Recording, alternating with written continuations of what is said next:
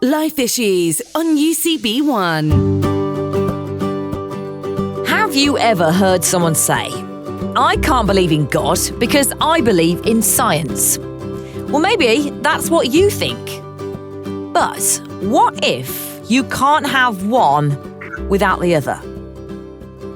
Science describes the what, but God explains the why.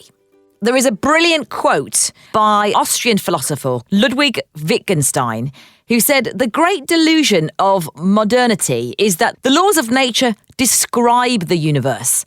They describe the regularities, but they explain nothing." And with many schools and young people tending to cut God out of the conversation, how do we talk to our children about science and faith? Well, it is a great pleasure to welcome to this episode of the Life Issues podcast, Steph Bevan. She's the school's development officer at God and the Big Bang, also public engagement manager for the Institute of Physics in Wales. Welcome along to the Life Issues podcast, Steph. Thank you very much for having me. Really excited about this conversation. I just find it fascinating, and it's one that divides opinions. And I think for many don't even allow themselves to think about science and faith being an and rather than a versus. So to start us off with, how do you think, given you are a scientist, how can the study of science help us to explore God or maybe find God? Well, first and foremost, I need to say that I was a Christian first, and that has really given me a certain perspective on science. So any new discovery or interest in science has always lent itself to awe and wonder of the world and further insight into God and God's character. I think that partly came from the environment I was in. My church was quite excited about science. I think there were quite a lot of scientifically literate people, including a chemistry teacher was one of our youth team, as well as my mum is a physicist as well. And their love of science and their deep Christian faith was a real role model to me as a young person.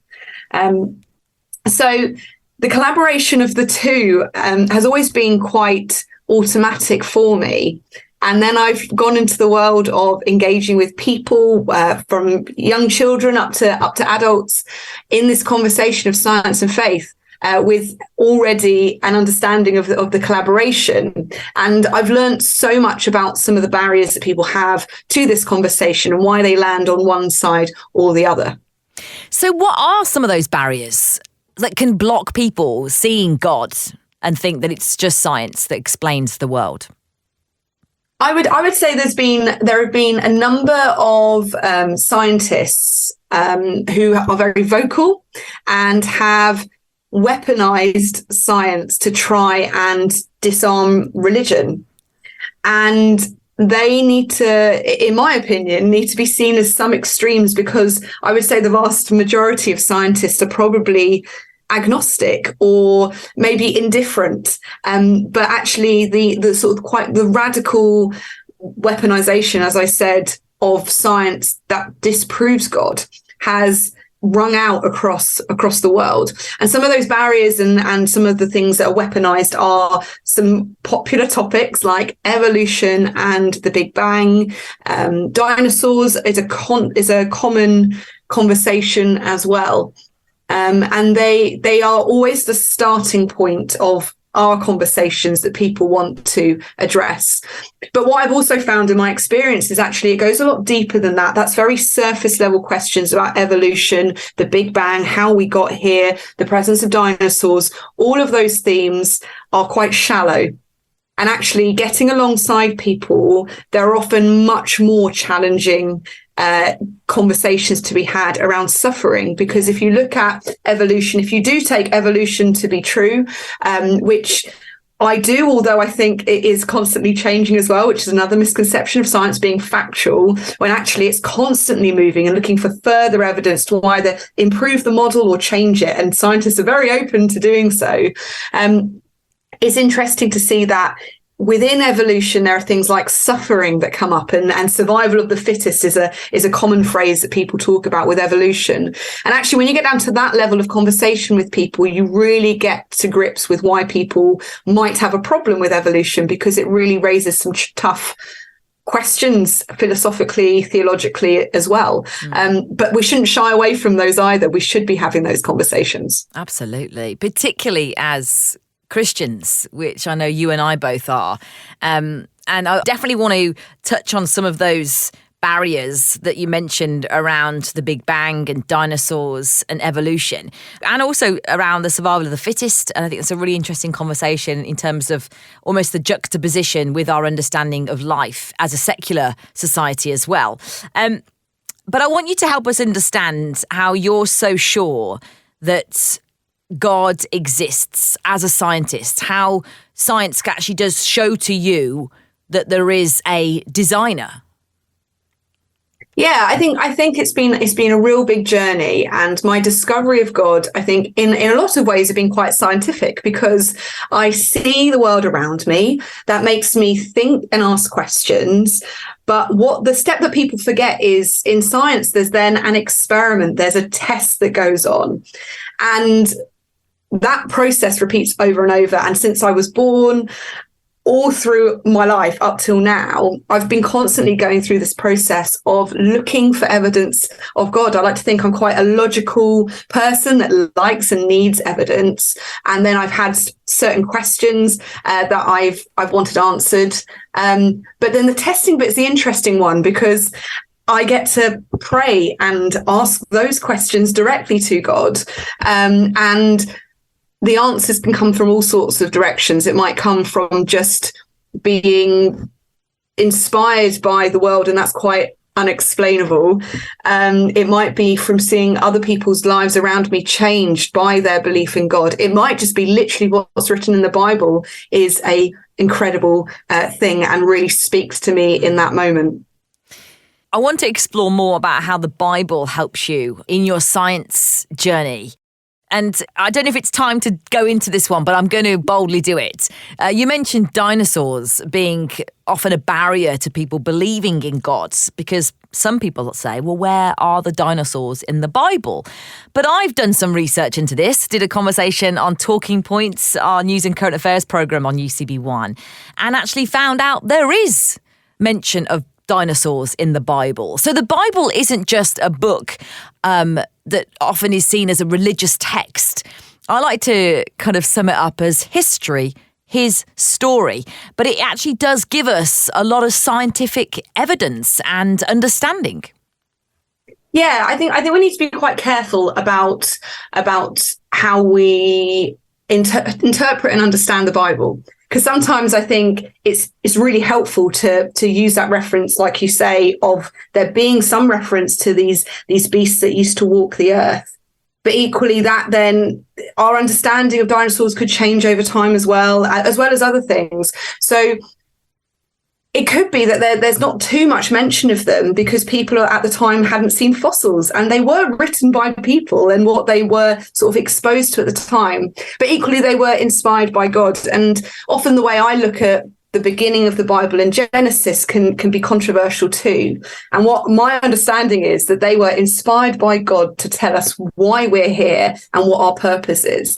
And when I read Genesis, that's the key thing for me, is that message. We're here for a reason, and God wants us here, and there's a purpose to us, and that is down to God's love. And everything else wrapped up in that is down to what they would have understood at the time and what they saw around them. And there's lots of different interpretations of how we understand it. But in some ways, I don't think they were writing a scientific paper, and we need to be careful and clear about that.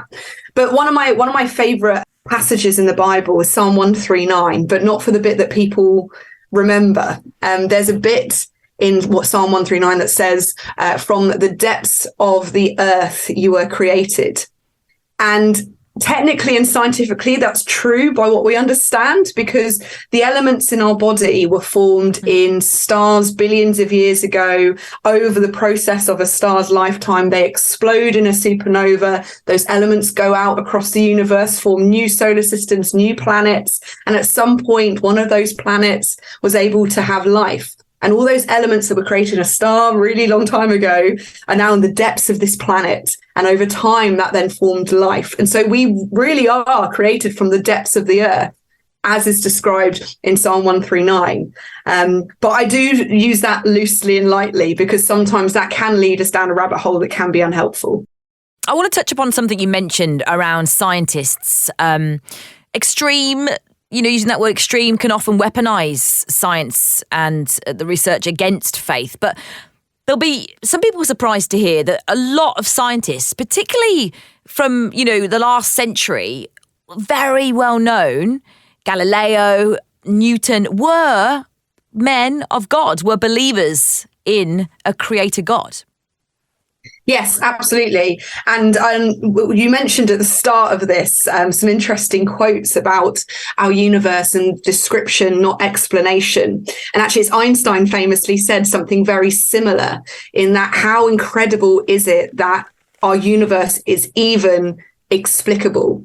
If it was random, if it wasn't planned, if there was no structure to it, it's just incomprehensible that we can comprehend the universe, that we can even look for patterns, says something about our universe. And that's coming from the most famous scientist in history, Einstein. So, like you say, there are lots of people that have thought very deeply. And there's kind of a point in my discipline in physics where physics turns into philosophy. It goes, well, what is next? All this research in Switzerland at the Large Hadron Collider at CERN is all quite theoretical, and in some ways, imaginary is not the right word, but it requires a lot of imagination to get to understanding what's going on at a fundamental level in quantum physics. So, yeah, you're absolutely right. I think there's these extreme narratives, but in the same way, a lot of scientists won't want to be associated with those extremes. I would say the same as a Christian. There are certain Christians' extremes that I wouldn't want to be associated with. And actually, I would say the vast majority of scientists are maybe at least intrigued by the prospect, but may not have landed in one court or the other. And this is where something I know you're passionate about, we can encourage an overlap when it comes to topics of conversation. We often like to, when we're talking about science, faith, different subjects actually in general, we like it to be black and white. But you, for example, are passionate about physics and music, which overlap. I am, yes. And that's actually how it's helpful when we're talking about science and faith. Actually, these are some really helpful ways that we can see a link in our conversations, particularly when we're thinking about talking to our young people. Yes, absolutely. Yeah, I did effectively acoustics at university, but physics and music are so beautifully entwined, and people don't see that. And I spent a lot of time with people surprised that that's even a combination. And the beautiful overlap is really intriguing to people, and people immediately want to ask questions about why. And that actually makes the science and faith conversation quite easy for me too, because I say what I do. I have conversations with people about science and faith. And everyone's intrigued at every level. It doesn't matter if someone has faith or not, or has a scientific background or not. Everyone's intrigued at, sorry, you do what? How are you having those conversations? So tell us a bit more about then, quite practically, how music and physics, so two separate topics, link together. Or beautifully overlap, to use your phrase. They beautifully overlap. Well, I was always quite mathematically minded. So when I was learning musical instruments from quite a young age, there's this element of counting, quite simply, but also you're using maths quite a lot to refer to the notes. So how they all fit into one bar all the way through your music. Things are quartered, halved, or for the whole bar. So there's an element of that there. But there was there are other things like musical instruments, and you can use engineering to design a violin or a flute, which is my instrument. And the physics and how they make sound and how you can be creative in putting those sounds together is really interesting to me. And you can synthesize those using computer programming, which is another whole area you can go into. But there's something very different about how we engage with music as well. So there's some neuroscience that goes in there. There's arguments that other animals do music as well. We talk about bird song. There's questions around whether that is true or not.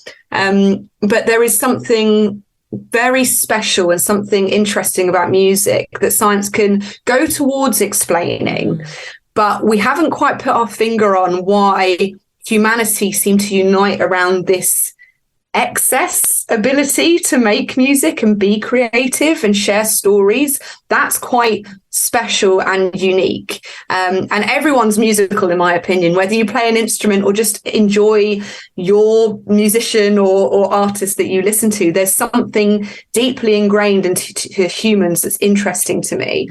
And like I said, physics can explain part of that. Physics can create a narrative within that, but it can't quite do something. And again, it's a bit like science and faith. We've got faith is interesting, and we can use science to explore that. It doesn't then define faith. It can't quite reach the final answer, but it can do something to enhance and improve and celebrate each other and work well together.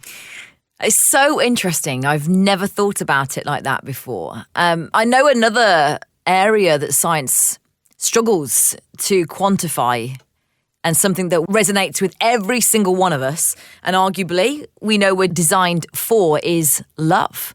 Science cannot quantify love and need.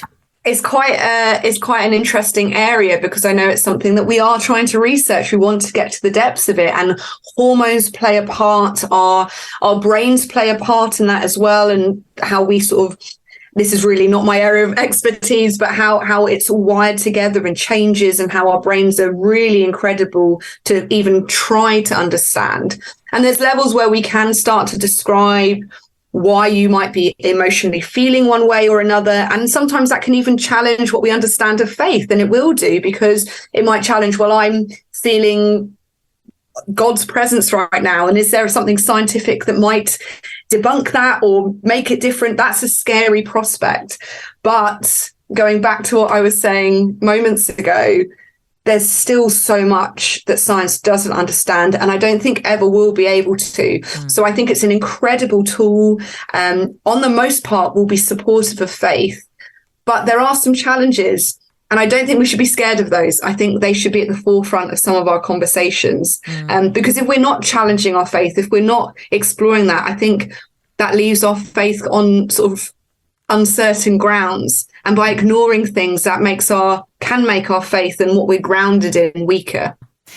And I love that the Bible even encourages us to explore and to feed our curiosity. I know that in the book of Psalms, chapter 111, it says, "Great are the works of the Lord, to be studied by all who take delight in them." And that actually is inscribed, that quote, in a science laboratory at the University of Cambridge, I believe, which I think is fascinating. But it's something that God has given us, this ability to be intrigued, to learn, to develop. And when you think about what we've achieved in terms of development over centuries, particularly in the last 100 years, it is quite phenomenal. And that's probably a whole other podcast conversation to be had.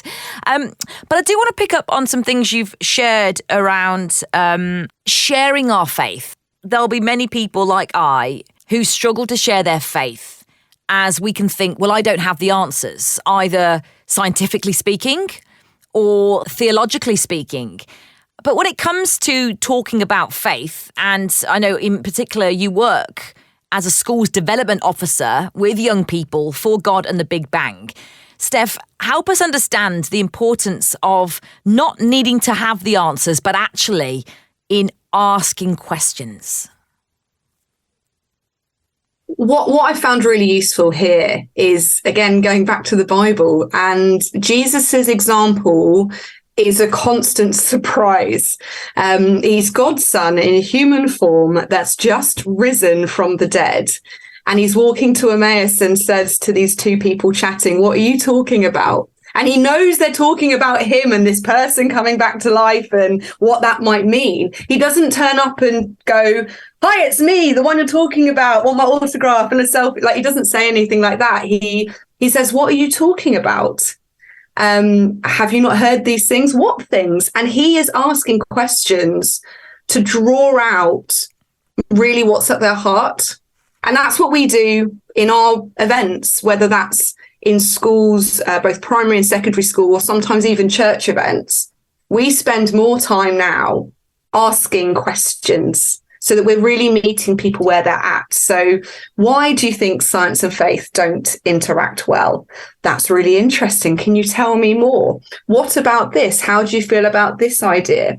And actually spend a lot more time doing that than telling them what we think.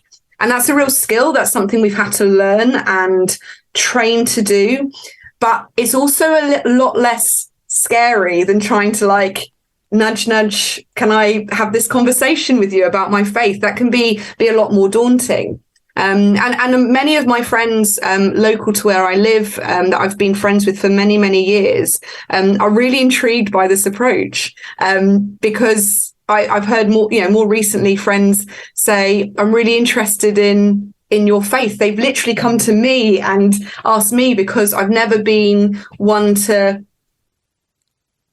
just be front and center with wanting a conversation about my faith, but I'm interested, and it's just a better way to connect with people by asking them questions, because it's showing a level of caring. It's an example of how Jesus wanted us to do it as well. And the most incredible conversations have come with it. I can't even begin to describe what some of those conversations are like, but they really do get to the heart of people, sometimes much quicker, with more barriers sort of down. Really helpful. So give us some advice, or give us some of your top tips if we're thinking in particular about parents, carers, aunties, uncles, grandparents, youth workers, just anyone who's got young people in their lives who would love to be able to ask questions, to explore faith, what they're learning at school, but maybe feeling a bit of that slight worry that they will come across looking a bit stupid, or, even though as you're saying, there's something really freeing and actually deeply connecting when we ask questions rather than thinking we've got to go in with all this information. But help us understand how we start some of these conversations. There's a number of different ways you could do this. So sometimes in conversation, let's say a young person comes up to you and sort of tugs on your sleeve and says, "What about this?" Sometimes we can see people, it might just be the time we have available to us. We go, "Oh, great question, not now." And one of the key things, the starting point, is to validate all questions young people have. One of the best responses, I would say, back to that young person is, "What do you think?" And that's a trick I learned as a teacher, because often I did not know the answers to a lot of questions I had when I used to be a physics teacher. So what do you think, as I try and process the question I'd just been asked. But that's interesting. That's returning that to them personally, because they are asking that question for a reason. And so we're trying to get to the crux of, why have you asked that question? So validate the question and ask them what they think back before offering our voice. And even if you don't know the answer yourself, it might be that you can explore that question together. I would also encourage looking at lots of different perspectives as well. My parents were brilliant at challenging me to find out what someone disagreed with me thought. So I would encourage looking at a broad spectrum of ideas as well, especially from other faiths. I learned so much working in a predominantly Muslim school for a few years, and that was really insightful for me to just understand how other people observe and understand the world from their religious perspective. So I think that's healthy to do that as well, explore those ideas together. And there are some brilliant resources out there from a number of organizations. I would encourage people to look at things like Christians in Science, the Faraday Institute. All of those have great resources for young people, particularly when it comes to science and faith questions. You are listening to the Life Issues podcast with Steph Bevan as we explore how to talk about science and faith. Two subjects and often can be put head to head at odds with each other, but as we're exploring, actually beautifully overlap. Now, I mentioned your work. You've got many hats that you wear. You're public engagement manager for the Institute of Physics in Wales. You're also the school's development officer for God and the Big Bang. Before we hear a bit more about the work of God and the Big Bang, I want you to talk to us a bit about that phrase. I know many people may not realise its compatibility with God. I mean, I remember at school when we learnt the Big Bang, it was very much, this is science, got nothing to do with God. But from my learning on this topic, I believe less than 100 years ago, science actually caught up with what the Bible has been teaching for millennia, the Judeo-Christian faith, that the universe has a beginning. In fact, less than 100 years ago, scientists taught that the universe has always been and there was no beginning. So actually the Big Bang, arguably, is in the Bible. Science has caught up with what the Bible has been teaching for millennia. Yeah, you're absolutely right. But the other point to add to that is actually how history seems to lose the people involved with some of these discoveries of or development of models. So the Big Bang model was developed by someone called George Lemaitre, who was a Catholic priest. And he went, whoa, look at how God has done this. Look at all these incredible things. He was looking at things like cosmic background radiation and how stars were all moving away from each other, which means at some point they all started together. And all those models and those bits of evidence and information helped him develop that. And that model has continued to develop. It hasn't stopped. But I think there are some of those narratives that we see in the Bible, some of those ideas, like you say, that there was a starting point. In some ways, sometimes pushes people that have an agenda to try and find other ways to disprove God using the Bible and that science relationship. But really, science started as a pursuit to understand God's world. So science used to be referred to as natural philosophy, and it was a way of trying to look at the world and understand the meaning behind it. And that has turned into the tools we use to try and understand the world. It's turned into all the technologies and medicine and these incredible things that help us in our lives and actually improve society. Has all started from a very religious and spiritual starting point.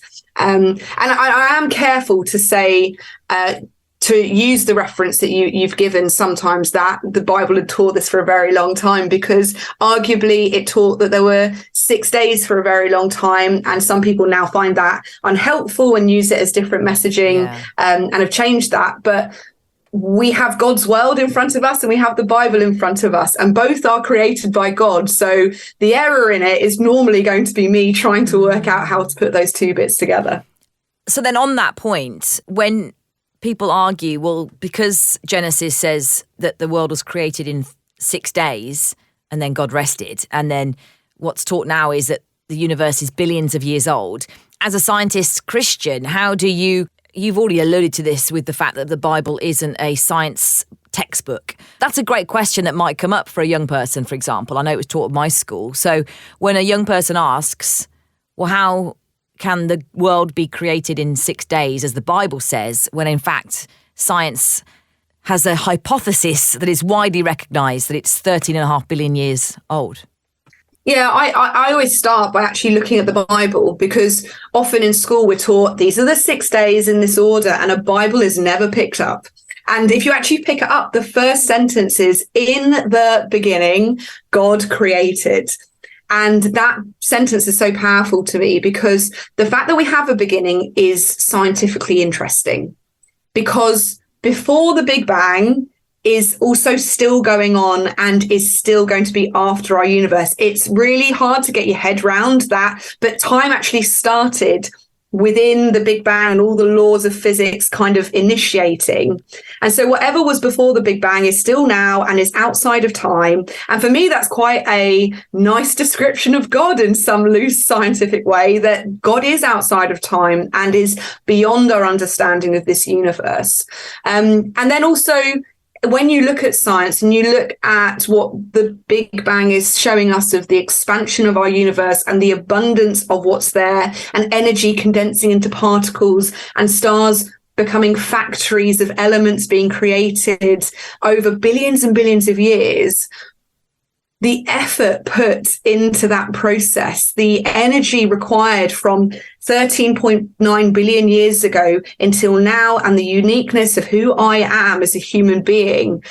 Wow. If there's God behind that, if God, in the beginning, God created, and that's how he did it, how incredible. So when I look at those things together, although they might not immediately parallel, I see the creation story in the Bible telling us that God did it. And if you actually look at it in the original Hebrew, it is set out in sort of this repeating prose, which nowadays, if I look at that in my own language, looks like a poem, like poetry. And poetry and sort of stories are often given as a message to say something else, like Jesus and the parables, whether or not they were literal stories, there's a message behind those things. And so maybe we could look at the story of creation as God giving us a parable about why we're here and our purpose. Yeah. The why and the what, rather than describing exactly how, the detail. I think that's so helpful. So tell us a bit more about the work then that you do as a school's development officer for God and the Big Bang. We've touched upon how the Big Bang beautifully overlaps with God and the teachings of the Bible. So tell us about the work that you're doing, particularly within schools. We work with primary and secondary schools predominantly, and we also work with teachers as well to look at some of these challenging topics that they might be approaching and developing into their schemes of work and their curriculum. And we tend to start the day opening up the conversation in any setting that we're in and looking at some of the preconceived ideas we might have. We might talk a bit about what we can see in some images, but what that might mean is a different level to that image as well. And then we tend to break out into 2 or 3 separate workshops, often in different scientific disciplines. So I'm a physicist and I tend to do the Big Bang, and some of my colleagues might do something about evolution and have more of a biology specialism. And at primary tend to focus on looking for clues and acting sort of like detectives, using science to explore God's world. But secondary school, we've had some interesting developments now where we do a series of workshops looking at scientific methods and also the overlap of that into faith methods we have to find out more about God. So I do a workshop about evidence because we always get young people asking for more evidence of God. Can you prove God exists? And so we unpack that looking at a scientific example. How much proof do you need that this is going to happen? And slowly they're like, oh, I just need this much, or maybe a bit more here. How much can you take out of your structure of evidence to believe something will happen scientifically? And we explore that. And then we actually turn that into, well, how does your faith journey do that? So whether you believe in God now or not, where you are, there might be evidence in front of you. You might not see any at all. And so we use that tool of looking for things, thinking about them, and then actioning it as a way to explore any worldview. You can go and look for evidence, but actually a lot of people are not looking for evidence. They're not actually actively looking. So if there is a God, that's quite an important thing to at least try and look for. If there is any evidence, what does that evidence mean for you? There are some funny conversations that come out of that, though. So I will ask, well, what evidence do you need that there's God? And they might say, oh, God walks into the room and says they're God. And I went, oh, okay. So I'll like walk into the room and go, hi, I'm God. And they're like, oh, no, you're not. And I'm like, well, you literally just said that would be your evidence. And so obviously that's a silly example, but it gets down to a point of, would you ever believe there's God, even if There's all the evidence right in front of you. And that's then the challenge to these young people. What amount of evidence do you need to believe in God? And there are other workshops as well. We look at things like our call to action and our purpose. We look at curiosity and limits to curiosity. There's a bit of ethics in there. And right at the end of the day, having done all these activities with young people, we have a question and answer session. And the depth of these questions are just phenomenal. Evidence of God is always there, but really personal questions that young people feel comfortable enough within the environment we've created over the course of the day to really probe. But there's a sensitivity to how they're able to ask those questions. And they're often really at the heart of why they do or don't believe in God. They really want answers from us. And often we can't provide them, but we then use those strategies of, do you know what? I completely understand why that's a problem because I struggle with that too. Those sorts of responses, I think, are helpful and understanding and move them on to the next part of their life where we're not there because we're only there for a day, and we want to equip them with the right tools to ask questions and seek further. And there's only so much we can do in the short time span we're with those young people. This makes me think of a recent Life Issues podcast as we explored faith. Often we think that the opposite of faith is doubt, where actually doubt partners faith. Without doubt, you can't really have faith because the opposite of faith is certainty. But that's another Life Issues episode.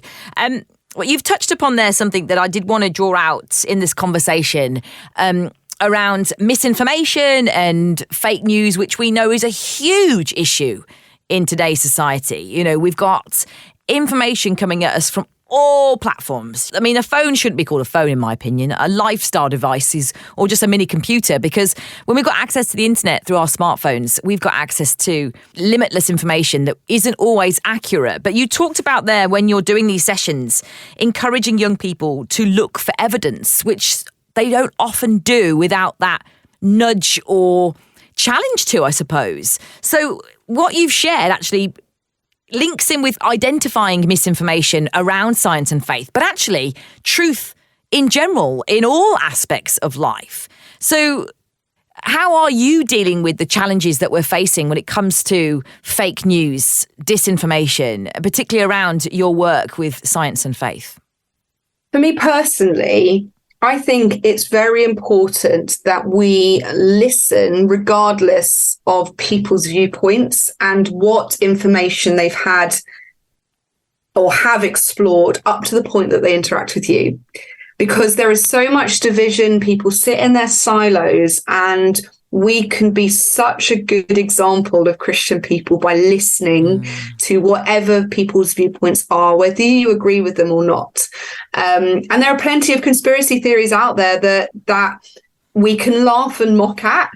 But actually, I think it's more valuable if you really want to interact with people, not to label people as stupid, not to label them as sort of ignorant, but to listen, because if you listen to them, they're more likely to listen to you.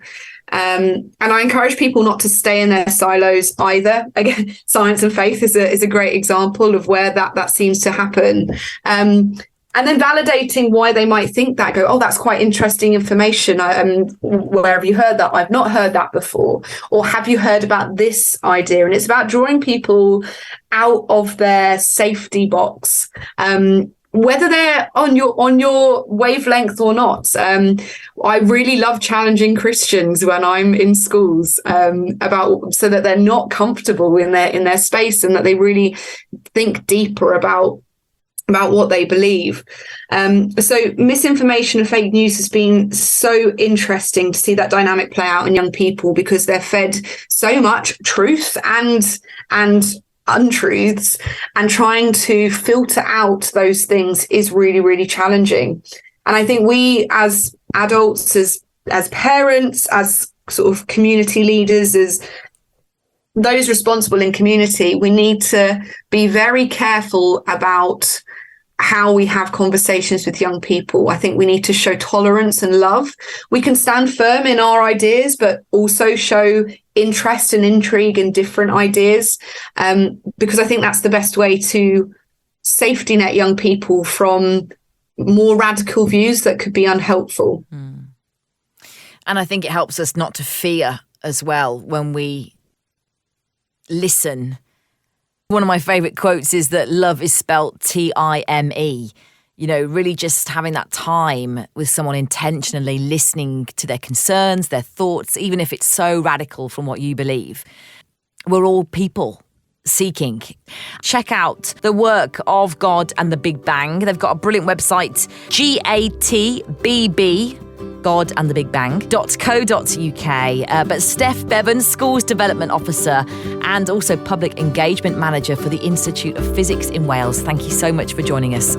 You've been listening to the UCB Life Issues podcast, and a special thank you to Rachel Gillies, who helped produce this week's episode.